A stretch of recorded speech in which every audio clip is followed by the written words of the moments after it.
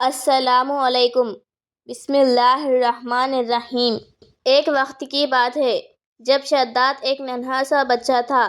وہ اپنی ماں کے ساتھ ایک جہاز میں بیٹھ کر گہرے سمندر کا سفر کر رہا تھا۔ اس وقت شداد کی عمر صرف 2 یا 3 دن کی تھی۔ جب جہاز سمندر کے بیچوں بیچ پہنچا، اچانک زوردار طوفان اور بارش ہو گئی۔ جہاز دھیرے دھیرے ڈوبنے لگا، لیکن شداد کی ماں نے جہاز کے ایک تختے کو تیرتے ہوئے دیکھا۔ بڑی مشکل سے انہوں نے اپنے بچے کو اس تختے پر رکھ دیا اور وہ بھی بیٹھ گئی۔ جہاز میں سوار سبھی لوگ مارے گئے، لیکن شداد اور اس کی ماں کسی طرح بچ گئے۔ بڑے سمندر میں ان کے پاس کوئی نہیں تھا جو ان کی مدد کر سکے۔ انہیں صرف اللہ پر بھروسہ تھا۔ اپنے بچے کو دیکھتے ہوئے ماں کی آنکھوں میں آنسو آ گئے۔ وہ سمجھ نہیں پا رہی تھی کہ اس معصوم سے بچے کو کیسے بچائے۔ ان کا دل بے چین ہو گیا۔ تبھی اللہ تعالیٰ نے اسرائیل فرشتے کو بلایا اور کہا، اے اسرائیل، اس گہرے سمندر میں جاؤ جہاں ماں اور بچہ زندہ ہے۔ اب جا کر اس ماں کی جان نکال لو۔ اسرائیل فرشتہ جلدی سمندر کے پاس پہنچا، جہاں اس نے دیکھا کہ ماں اپنے بچے کو پیار کر رہی تھی اور اسے دودھ پلا رہی تھی۔ بچے کو بچانے کے لیے ہر ممکن کوشش کر رہی تھی۔ یہ دیکھ کے فرشتے کو دکھ ہوا۔ اس نے سوچا، اے اللہ، اب اس ماں کی جان لینی ہے، لیکن اس بچے کا کیا ہوگا؟ درد بھرے دل سے اسرائیل نے ماں کی روح قبض کر لی اور وہاں سے فرشتہ چلا گیا۔ اللہ کے حکم سے سمندر خاموش ہو گیا اور بچہ آہستہ آہستہ تیرتے ہوئے جنگل کے کنارے پہنچ گیا۔ بچہ بھوک کی وجہ سے رو رہا تھا۔ اس جنگل میں بڑا باغ اور باغین رہتے تھے۔ ان کے بھی بچے تھے، لیکن ان کے بچے مر گئے تھے۔ اللہ کے حکم سے باغین بچے کے پاس آئی اور اسے دیکھ کر اس کی ممتا جاگ اٹھی۔ باغین نے بچے کو دودھ پلایا اور اس طرح ایک دن گزر گیا۔ اگلے دن ایک مچھوارا مچھلی پکڑنے کے لیے اس جنگل کے پاس سے گزر رہا تھا۔ اچانک اس کی نظر اس بچے پر پڑی۔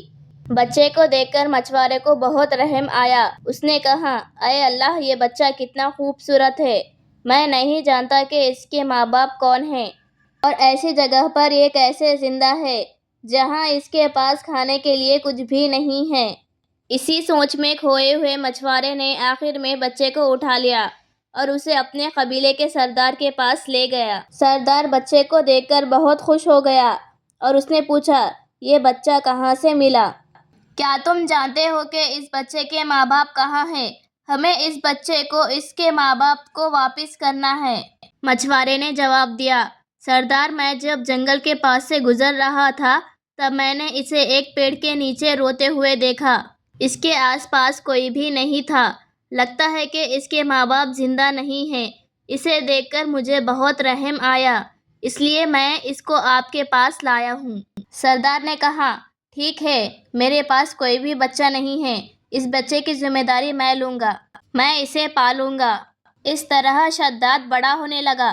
جب وہ 8-9 سال کا ہوا، دوسرے بچوں کے ساتھ کھیلتا۔ وہ بہت خوبصورت اور صحت مند تھا۔ اس کی معصومیت سب کو پسند آتی تھی۔ وہ بے حد بہادر اور چالاک تھا۔ ایک دن وہ میدان میں کھیل رہا تھا، تبھی اس نے دیکھا کہ ان کے سامنے سے کچھ سپاہی گزر رہے تھے۔ یہ دیکھ کر دوسرے بچے ڈر کے بھاگ گئے، لیکن شداد وہیں کھڑا رہا۔ ان سپاہیوں میں سے ایک سپاہی کی ایک آنکھ اندھی تھی۔ اسے پتا تھا کہ سرما اندھے پن کے لیے ایک خاص دوا ہے، اسی لیے وہ جہاں بھی جاتا سرمے کی تلاش کرتا۔ سڑک کے کنارے سے گزرتے وقت سپاہی کو ایک خوبصورت سا ڈبہ دکھا۔ جب اس نے اس ڈبے کو کھولا تو وہ سرمے کا ڈبہ تھا۔ سپاہی نے سرما لگانے کی کوشش کی۔ دوسرے سپاہی نے کہا، آپ سرما لگانے سے پہلے جانچ لیجئے کہ یہ صحیح ہے یا نہیں۔ سپاہی نے کہا، کسے کیسے جانچے؟ تبھی دوسرے سپاہی نے کہا، وہاں دیکھو، بچہ کھڑا ہے، اسی سے جانچ کرواؤ۔ سپاہی نے بچے سے کہا، تم وہاں کیوں کھڑے ہو؟ ادھر آؤ۔ اور بچہ بنا ڈرے آگے آیا اور پوچھا، آپ نے مجھے کیوں بلایا ہے؟ سپاہی نے کہا، یہ سرما اپنی آنکھوں میں لگاؤ۔ بچہ بنا ڈرے سرما اپنی آنکھوں میں لگانے لگا۔ سرما لگاتے ہی بچے کے اندر روحانی طاقت آ گئی۔ اب وہ دنیا کی ہر چیز کو دیکھ سکتا تھا۔ زمین کے نیچے دبا ہوا سونا، چاندی، ہیرے اور خزانے بھی دیکھ سکتا تھا۔ وہ بچہ بہت ہی ہوشیار تھا اور اس نے سوچا کہ یہ سب انہیں نہیں بتایا جا سکتا، مجھے کچھ اور کہنا ہوگا۔ سپاہی نے کہا کہ تم کچھ کہہ کیوں نہیں رہے ہو؟ تبھی بچے نے جھوٹی ایکٹنگ کرتے ہوئے کہا، میرے آنکھوں میں سرما لگانے سے جلن ہو رہی ہے۔ اب میں کیا کروں؟ آپ نے میری آنکھوں میں کیا لگایا ہے؟ تبھی دوسرے سپاہی نے کہا، سرمے میں ملاوٹ ہے، یہ اصلی سرما نہیں ہے۔ انہوں نے سرمے کا ڈبہ پھینک دیا اور وہ وہاں سے چلے گئے۔ بچہ سرمے کا ڈبہ لے کر فوراً اپنے گھر آ گیا اور اس نے اپنے والد سے کہا، بابا جان، مجھے ایک ایسی چیز ملی ہے جس سے ہم جلدی بادشاہ بن سکتے ہیں۔ تب اس کے والد نے کہا، تمہیں کیا ملا ہے؟ مجھے ایک ایسا سرما ملا ہے جسے لگانے سے زمین کے نیچے دبا ہوا سونا، چاندی، ہیرے اور خزانے سبھی دکھائی دینے لگتے ہیں۔ تبھی شداد کے والد نے کہا، یہ تو بہت ہی خوشی کی بات ہے بیٹے، میرے پاس بہت سے لوگ ہیں، گھوڑے اور ہاتھی بھی۔ تم آنکھوں میں سرما لگا کر چلو، جہاں بھی تم سونا، چاندی، خزانہ دیکھو گے ہمیں بتا دینا، ہم اسے نکال لیں گے۔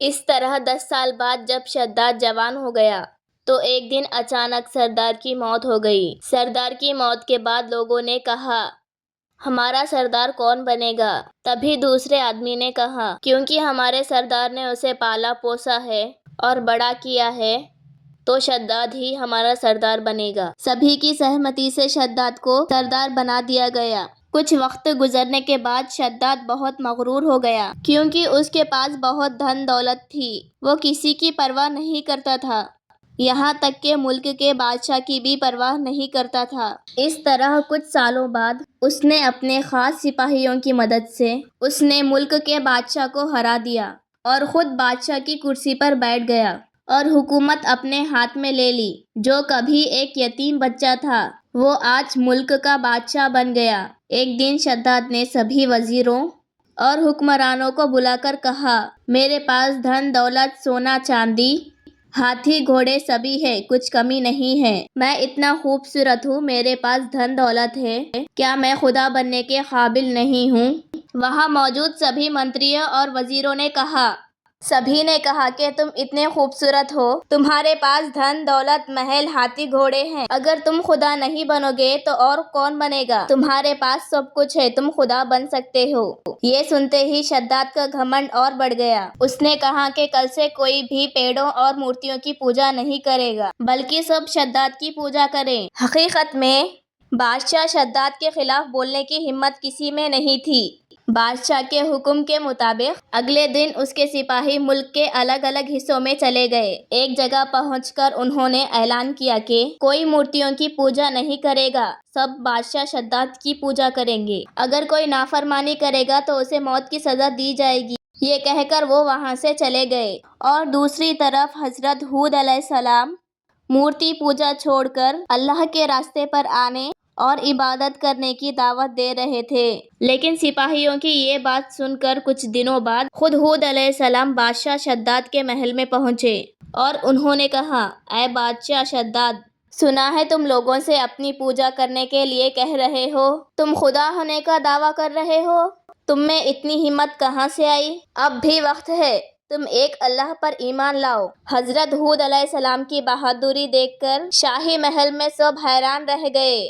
جہاں شداد سے پورا ملک ڈرتا تھا، محل کے لوگ ڈرتے تھے، وہیں ہود علیہ السلام نے بے خوف ہو کر نصیحت کی۔ وہیں محل کے لوگوں نے کہا، یہ کون ہے جو آپ کو نصیحت کر رہا ہے؟ تب بادشاہ شداد بہت غصے میں آ گیا اور کہنے لگا، میں تمہارے اللہ کو کیوں مانوں؟ میں ہی خدا ہوں۔ تب حضرت ہود علیہ السلام نے کہا، اللہ بہت رحم والا ہے، وہ تمہیں دنیا میں بہت خوش رکھے گا اور موت کے بعد تمہیں جنت میں جگہ دیں گے۔ یہ سن کر شداد ہنسنے لگا اور کہا، کیا تمہارا اللہ مجھ سے بھی زیادہ خوشحال ہے؟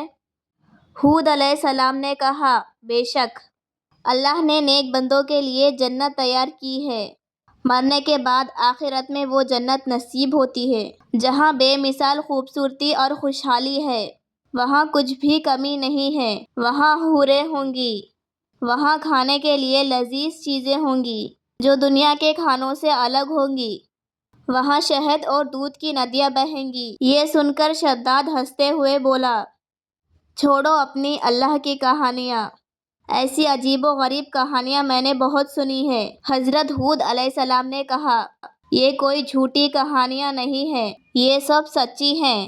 اللہ کی بے مثال جنت کیا تمہیں پسند نہیں آتی؟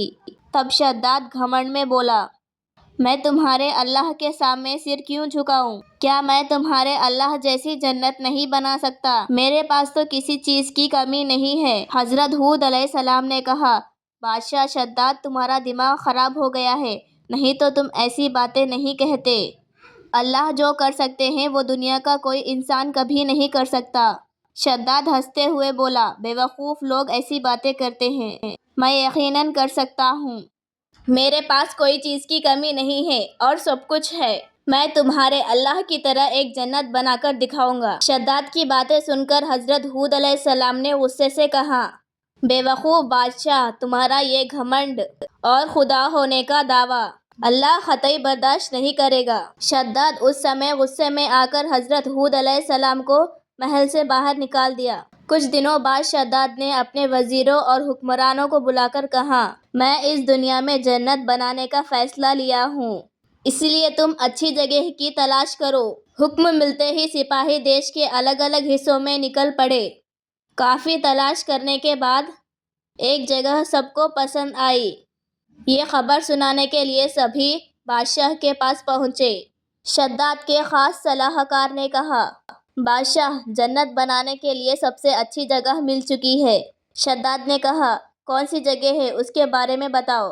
تب صلاح کار نے کہا، یہ جگہ لمبائی میں 8,000 میل اور چوڑائی میں 5,000 میل ہے۔ یہ سن کر بادشاہ شداد بہت خوش ہوا اور فوراً اعلان کیا، اس ملک میں کوئی بھی اپنے گھر میں سونا یا چاندی نہیں رکھے گا، سب کو محل میں جمع کرنا ہوگا۔ حکم کے مطابق اگلے دن شداد کے سپاہی ہر گھر میں تلاشی لینے لگے۔ جس گھر میں سونا چاندی ہوتا وہ اسے اٹھا لیتے۔ اس طرح شداد کے سپاہی عام لوگوں پر ظلم کرنے لگے۔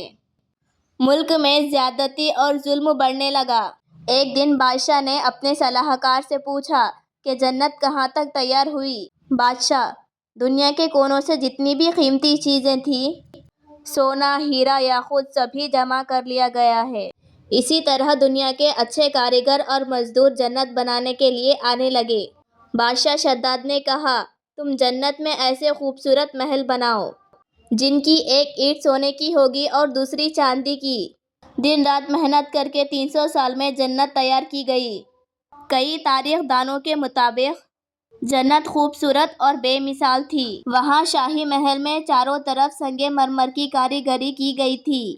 باغیچوں میں سونے چاندی کے پیڑ لگے ہوئے تھے۔ وہاں ایک خوشبودار جھرنا بہہ رہا تھا جس کا پانی گلاب کی طرح مہک رہا تھا۔ ایک دن بادشاہ شداد اپنے پورے لاؤ لشکر کے ساتھ جنت کو دیکھنے کے لیے نکل پڑا۔ جب وہ جنت کے دروازے کے پاس پہنچا، تبھی اللہ تعالیٰ نے فرشتے اسرائیل کو حکم دیا، جاؤ اور بادشاہ شداد کی روح قبض کر لو۔ حضرت اسرائیل ایک خوبصورت انسان کے روپ میں جنت کے دروازے کے پاس کھڑے ہو گئے۔ انہیں دیکھ کر شداد نے سوچا کہ وہ جنت کے دربان ہیں، اور بادشاہ نے پوچھا، کیا تم جنت کے دربان ہو؟ حضرت اسرائیل نے کہا، میں فرشتہ ہوں، میں تمہاری جان لینے آیا ہوں۔ شداد یہ سن کر چونک گیا اور غصے میں آ کر کہا، مجھ سے مذاق مت کرو، اور وہ فرشتے کا مقابلہ کرنے کے لیے تیار ہو گیا۔ لیکن ڈر کے مارے اس کا شریر پتھر کی طرح سست ہو گیا اور اس کے پسینے جانے لگے، اور وہ چلا کر کہنے لگا، سپاہیوں، دشمن کا مقابلہ کرو۔ تبھی حضرت اسرائیل ہنسنے لگے اور کہا، کہاں ہے وہ تمہاری سپاہیوں کی فوج؟ کہاں ہے تمہاری سب طاقتیں؟ اور شداد نے دیکھا کہ سبھی غائب ہو چکے تھے۔ شداد کانپتی ہوئی آواز میں بولا، کیا تم سچ میں اسرائیل فرشتے ہو؟ حضرت اسرائیل بولے، ہاں، میں اسرائیل فرشتہ ہوں۔ میرے پاس وقت نہیں ہے، مجھے اللہ کا حکم پورا کرنا ہے، میں ابھی تمہاری جان لینے آیا ہوں۔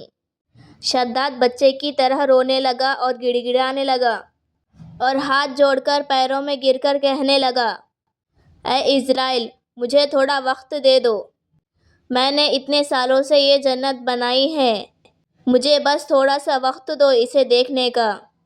حضرت اسرائیل نے کہا، خبردار، ایک قدم بھی مت بڑھانا، اور شداد رونے لگا۔ اسی حالت میں اسرائیل فرشتے نے روح قبض کر لی۔ پھر ایک زوردار آواز آئی۔ شداد کا بنایا ہوا جنت مٹی میں مل چکا تھا۔ زمین پہ اس کی کوئی نشانی باقی نہیں رہی۔ دنیا میں غرور کا یہی انجام ہوتا ہے۔ یہ سب لوگوں کے دلوں میں ایک سبق بن کر رہ گیا۔ ایک دن فرشتے اسرائیل اللہ کے سامنے حاضر ہوئے اور کہنے لگے، میں آپ کی اجازت سے لوگوں کی روح قبض کرتا ہوں اور مجھے کبھی کوئی رحم نہیں آتا، لیکن 2 بار ایسا ہوا۔ روح قبض کرتے وقت افسوس ہوا۔ ان میں سے ایک وہ عورت تھی جو سمندر میں اپنے بچے کے ساتھ جہاز کے تختے پر تیر رہی تھی، اور تبھی آپ نے اس کی جان لینے کا حکم دیا۔ تب مجھے اس بچے پر بہت رحم آیا کہ اس کا کیا ہوگا، کون اس کی دیکھ بھال کرے گا۔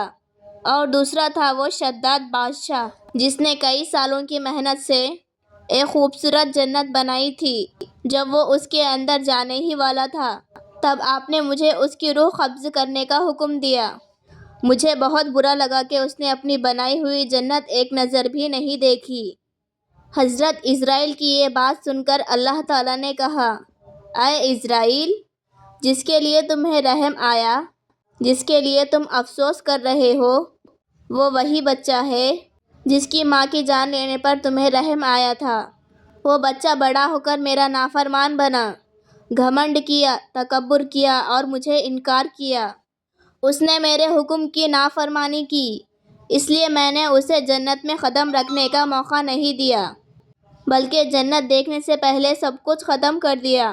ناظرین، اس واقعے سے ہمیں یہ سبق ملتا ہے کہ اللہ کی دی ہوئی نعمتوں کا ناجائز استعمال نہ کریں۔ اللہ کی نافرمانی اور گھمنڈ کا انجام بہت برا ہوتا ہے۔ ہمیں ہر حال میں اللہ کا شکر ادا کرنا چاہیے۔ اس ویڈیو کو ثواب کی نیت سے اپنے دوستوں میں ضرور شیئر کیجیے۔ جزاک اللہ خیر۔